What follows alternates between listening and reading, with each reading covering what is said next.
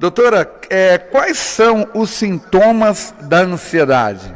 Para Olha, que a pessoa possa ter uma noção se ela está precisando de ajuda. sim, olha, quando a gente fala de sintomas, nós temos aqui, né, os sintomas tanto físicos, tá? Nós temos os sintomas físicos e nós temos os sintomas também que são mesmo de cunho emocional, né? Então, falar de cada um deles é muito importante. E, né, antes, né, assim, de a gente falar, alguns sinais, né, que a gente percebe quando a pessoa tem um grau, assim, de ansiedade um pouquinho mais, só desconstruindo, tá, gente, desmistificando. Às vezes a pessoa fala assim, poxa, então se eu estou preocupado com uma prova, com um concurso que eu vou fazer, eu sou ansioso? Também não é assim, né? Porque às vezes a gente fala sobre isso, mas a ansiedade, num grau assim que a gente fala considerado normal, né, dentro da normalidade, vai te impulsionar a fazer as coisas, vai te impulsionar o que a gente acabou de falar, né? A planejar as coisas, vai te impulsionar a querer estudar mais, por exemplo, a semana que vem tem uma prova. Né, vamos supor, na terça-feira da próxima semana. Você não vai estudar na segunda à noite. Você começa a estudar um pouquinho antes, né? Ainda mais se tiver muita coisa, né? Então, às vezes, muitas situações causam ansiedade. Então, às vezes, uma conversa que você precisa ter com um chefe, por exemplo, um encontro, né, que você vai ter ali pela primeira vez com uma pessoa, isso daí também às vezes causa aquela, né, ansiedade, como que vai ser, como que não vai ser, né, aquela coisa toda. E um concurso que você vai prestar. Então, muitas coisas podem, né, desencadear aí uma ansiedade. São ocasiões, né? Mas, quando a gente fala de sintomas, o que passa da normalidade? Quando aquela situação que você vai passar, que você vai enfrentar, tira seu sono. Né? A pessoa começa a ter insônia ali recorrente, começa a ter, começa a influenciar e a afetar outras áreas da vida.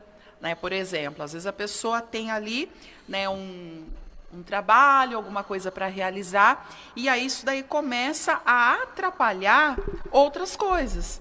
Por exemplo, causa irritabilidade, a pessoa fica mais irritada, fica sem paciência, né? Vai conversar com as pessoas, né? Bom dia, o que tem de bom, sabe? Aquela, né, ferradurinha ali.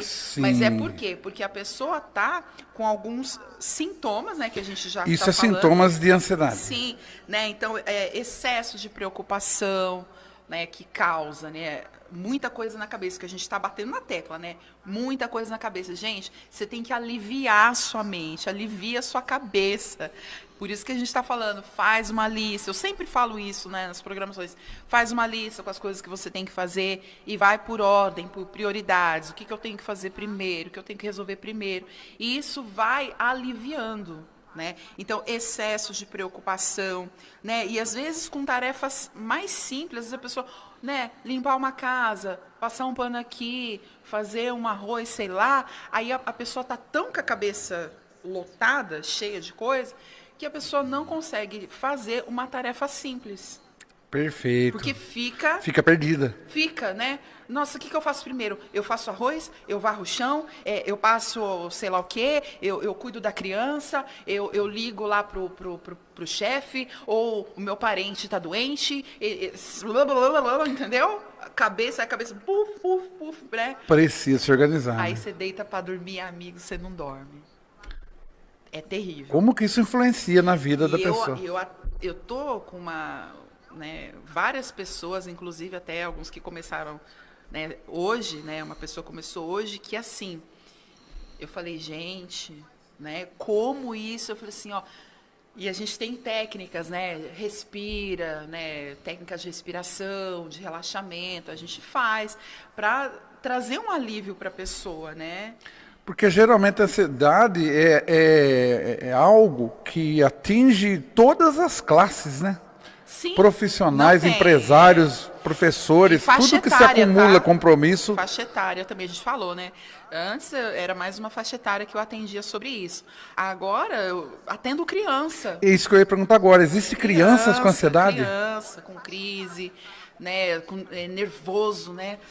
E- Rói a unha. E doutora, quais os motivos, por exemplo, da criança? Porque vamos imaginar, nós, compromisso. Sim. Agora, a criança, ela não tem compromisso. Não, mas Já é algo que está no sangue, no corpo? Não, na verdade é ambiental que a gente fala, né? É o ambiente que a criança vive que influencia. Normalmente, né, quando eu atendo, né, demanda assim, infantil de ansiedade, aí eu vou conversar com a mãe, aí depois eu converso com o pai. Já estão ou outro tem. acelerados. Então aí transfere, passa para a criança, porque é o que a criança vai ter de repertório em casa. A criança é uma esponja, eu sempre falo, a criança é esponja, a criança, né, vê como um espelho. Então a criança vai adquirir aquilo ali que ela está aprendendo, que ela está vendo. Né? Então, por exemplo, às vezes está numa escolinha, aí a outra criança também é mais irritada, mais agitada. Às vezes a professora um pouco mais tensa, mais nervosa. Então aquilo passa para a criança.